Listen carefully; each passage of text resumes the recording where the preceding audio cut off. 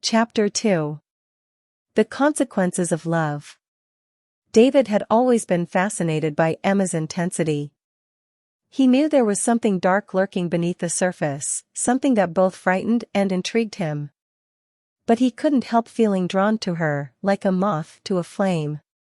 As their relationship deepened, David found himself becoming more and more entwined in Emma's world.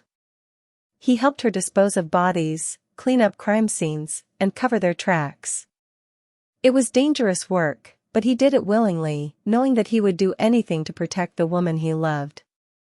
But as their crimes began to attract the attention of the police, David knew that they had to be more careful. They couldn't keep killing indiscriminately, leaving a trail of evidence in their wake. They had to be smarter, more methodical. Emma agreed to take a break from killing, at least for a little while.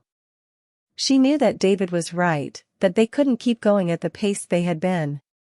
They needed to lay low, to let the heat die down. For a while, things seemed to calm down.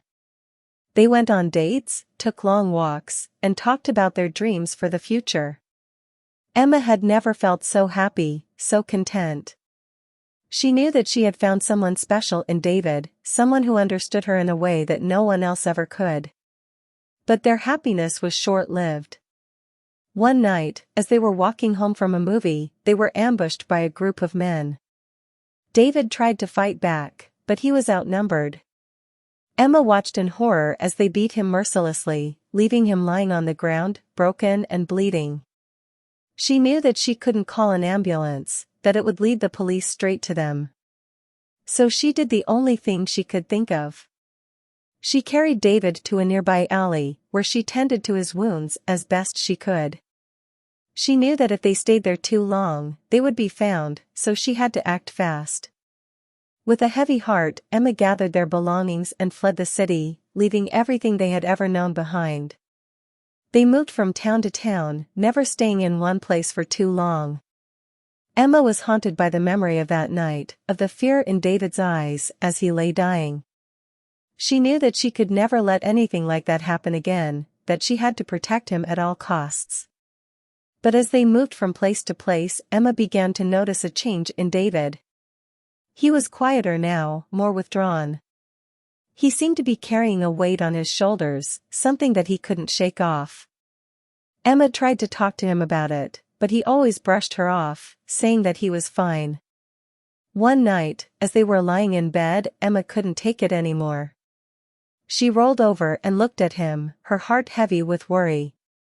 "David, please tell me what's wrong. I can't stand to see you like this." David turned to her, his eyes full of pain. "I can't do this anymore, Emma. I can't keep running. I can't keep living like this." Emma felt her heart skip a beat. She knew what he was saying, but she couldn't believe it. She couldn't lose him, not now. "David, please. We can make it work. We can find a way to live a normal life. Together." David looked at her, his eyes searching hers. "I don't know, Emma. I don't know if I can do this anymore. I love you, but I can't keep living like this." And with those words, Emma felt her world come crashing down around her. She knew that David was